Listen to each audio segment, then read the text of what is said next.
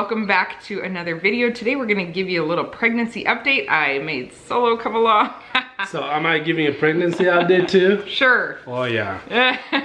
When do you do, Solo? Yeah, very soon. We are due very soon though. We're also going to talk about what my birth plan is this time. So he's along to kind of give his male perspective. He's been in 9 births. And I haven't become a pro yet. Every single time, he's like, I hate this. Yeah, he does. I hate it. I hate pregnancy and I hate birth. But it's why do you hate pregnancy? Do I complain so much? No, it's painful. I mean, I've gained with every pregnancy, and you've lost, and I have not. Let's start with the pregnancy update first. So I am 35 weeks filming this and 35 weeks when you're seeing it. So we're not that far ahead in filming right now. So that's where we're at, 5 weeks to go. 10 days ago, I was in the doctor's office for just a regular checkup, and he was asking me about movement. And this baby, let me give you a backstory. Destiny was not our best sleeper. She was just kind of, she was Hey, born, is this past tense here? Yeah. Come on, this is present tense, people. She's a great sleeper now, but she was born like, she did not want to be put down. She didn't even want to sleep with me in bed. She wanted me sitting up holding her like from day one. Yeah. And it was so different than my other baby. She knows what she wants. She does. She's going to be a world changer. That's what we say. She knows what she wants. I've been praying for a laid back baby this time because I need a laid back baby right now. And, anyway, the doctor was like, how often do you feel this baby? And I was telling him, you know, I don't feel this baby very often. I had just been telling Solo that too. You remember that? Yeah, and totally. Sometimes I'll get to the end of the day and I do not remember one time that I felt the baby. And so I have a Doppler, which is super reassuring. I got one after my multiple miscarriages in a row. And I don't use it that often. I almost never use it after the baby starts moving, but I've had to use it a couple times in the evening. If I haven't felt baby all day, I'll just use the Doppler, find the heartbeat, and then move on with life. Could it be that the mother is just so busy? That's what I told my doctor. Doesn't have like time to really listen to these babies. So I told him, A, I've been praying for a laid back baby. I think the Lord's just answering my prayers. B, I am so busy during the day. I often don't take time to just sit down and lay down. And but even when I do, honestly, most of the times I don't feel the baby, and I don't feel him a lot in the mornings, which would normally be a typical time to wake up feeling him. But I'll feel him once or twice a day, and he's like, no, you should be feeling him 10 times a day. So he gave me all these scenarios where, just a couple of scenarios of what he thought it could be, and he was honestly, he was most concerned that if something was wrong that I wouldn't notice because I don't feel the baby much. And so I'm a realist. I was like, hey doc, you know, if something was wrong, like that wrong, then it's kind of too late anyway. If the baby's just, you know, if the heartbeat had stopped. And he's like, well, that's true. But he really wanted me to get an ultrasound ultimately, just to make sure the fluid around the baby is good. There's no fluid around his heart or anything. And so we went over and did that, and everything was fine. Everything was great. It took the baby a long time to pass the stress test. He was sleeping so well. So I'm like, see, the Lord just answered my prayer. The ultrasound tech said, when you give me a call and tell me, can you cancel your appointment? Can you meet me at the hospital right now? I'm like, yeah. It freaks me out a little bit, I think, yeah. The ultrasound tech said, you know, you just have a really laid back baby, I think. And I was like, well, prayer answered, yeah. Thank you, Jesus. But one thing we found out, my doctor had been having a hard time determining baby's position. And so one thing we did find out though at that ultrasound is that baby is definitely breech. In fact, I don't think his bottom is even down. He's a little more transverse, which means his body is kind of crossways, but mostly bottom down. And we had suspected that a little bit with my doctor just because he couldn't figure out where the head was very well. And so the side of the leg I was losing feeling on the most, I get numb leg a lot, is the side where his butt is kind of resting down there. So that, I told my doctor's like, start praying. This is where my birth plan comes into play. So I had already had a talk with my doctor about, hey, if this baby is breech, would you be willing to deliver him breech? My last doctor that I saw, Destiny was breech. It was a little earlier than this. Yeah. Just for a little bit. he was a specialist, and he had told me at this point, and with how many kids I'd had, it's more dangerous to drive to Omaha, an hour away, than to go ahead and deliver the baby Breech, and he'd be fine with it. And so I talked to this doctor about it, and he agreed. He said, no, I'm fine with it, but we would probably try an aversion first. And that's when they try to manipulate the baby, turn the baby from the outside of the belly. So I had heard it was really painful and stuff, and my doctor told me actually it's not really that bad when you've had a lot of kids, because there's just a lot more room in there, let's be honest. So I'm not sure like if he's gonna want, if the baby stays breech, if he's gonna want to induce earlier just so the baby's a little smaller, or try the aversion, and if we can turn baby, induce right away so he doesn't flip back. Not really sure. I'm doing what I can to do at home. You know, there's a couple things. Tori was breech up until, you remember that? Yeah, she turned just about last minute there. She was like between 35 and 36 weeks, yeah, I think. It was enough that I was nervous. But she did turn. Mm-hmm. I spent a lot of time like on my hands and knees in those positions that they say will help give the baby more room to turn. I don't know if it helped or not, but I'm praying and I'm doing the same thing this time.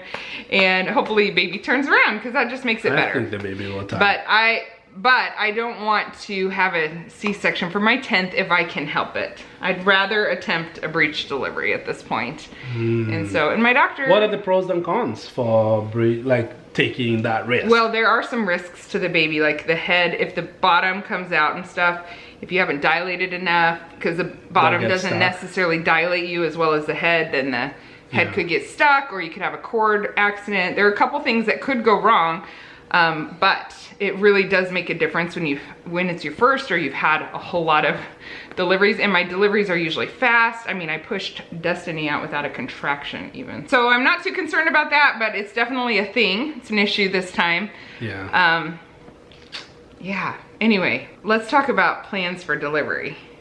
Do you have any preferences? You've seen me give birth, like, I've been induced a lot, which usually I don't feel like I have had a choice about any of those inductions. There's only one that you were not, right, Micah?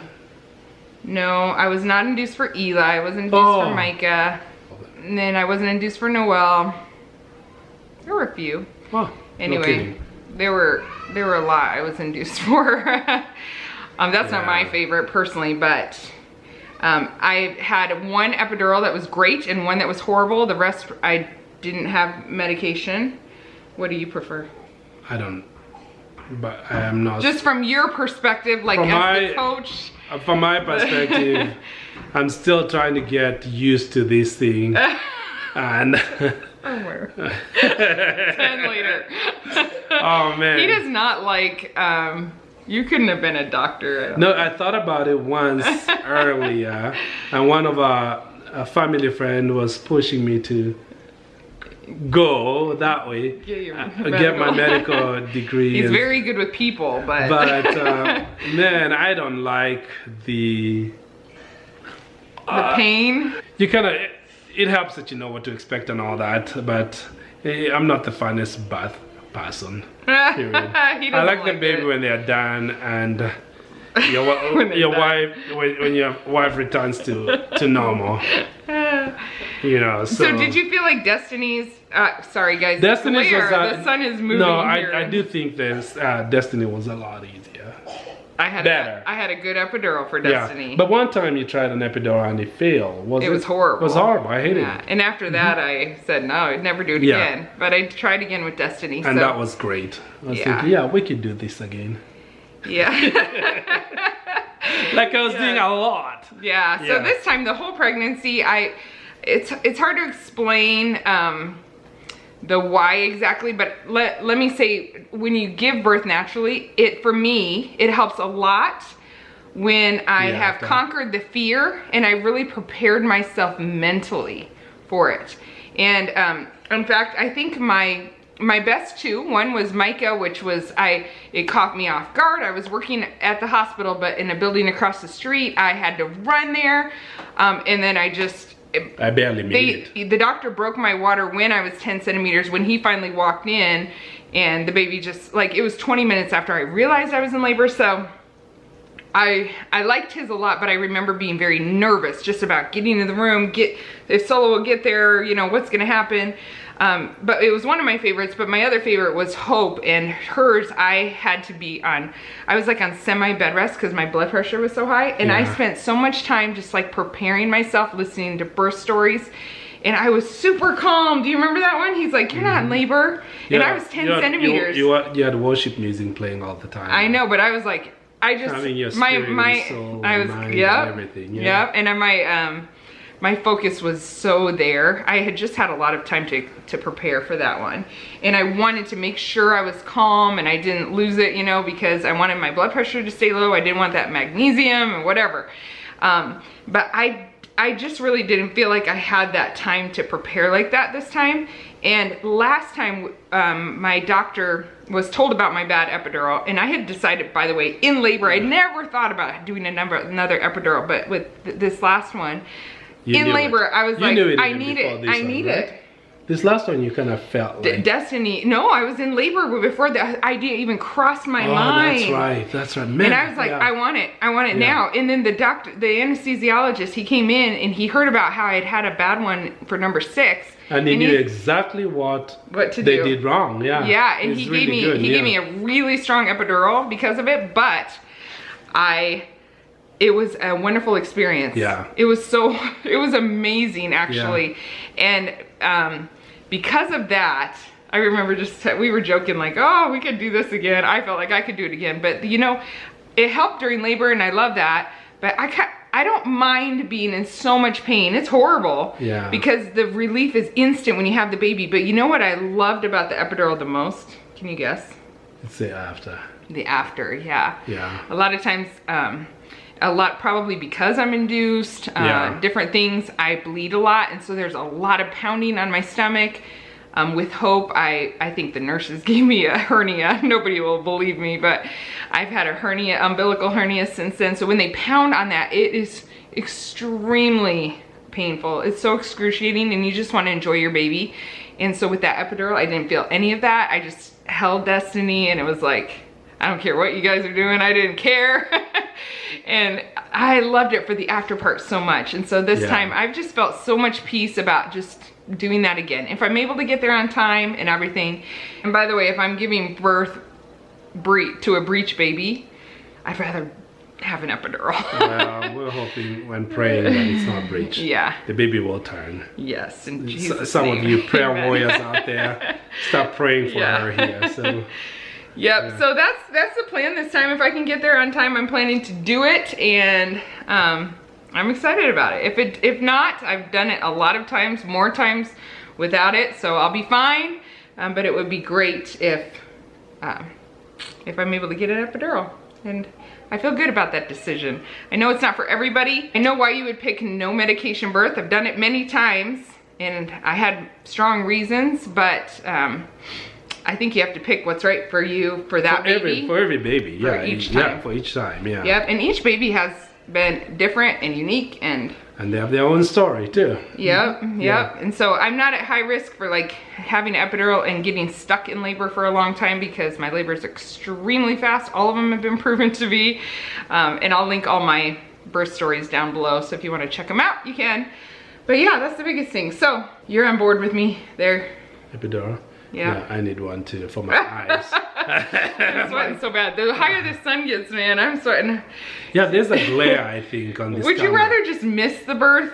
How would you feel about that? I love it, but at the same time, I love it. Why would I miss it? Because I said I don't like it? Yeah. No. I don't hate it in that sense that I just hate seeing you in that much pain. Yeah. And so that to me, it hurts me to know that you just have to do that. Yeah. And we can't really split that. Not that I want the pain. I don't want it for you, and I don't want. It'd be awesome if we split the pain. Yeah. That would be so that's kind of that's what when I say I hate it, it's not like I hate the process or anything. It's just I hate seeing you having to knowing that it's inevitable. There's no avoiding it. It's like, but then just watching you go through it. That's the part. Yeah.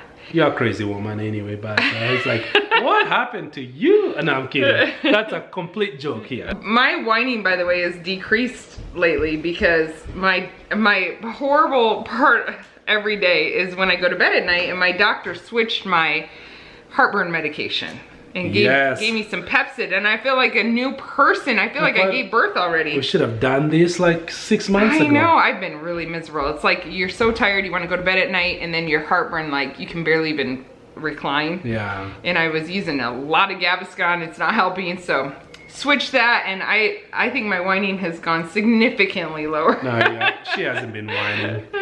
I also feel like super wide, and I wonder if that's because he's breech or transverse, because I feel wider than normal. That could be my problem too. Yeah.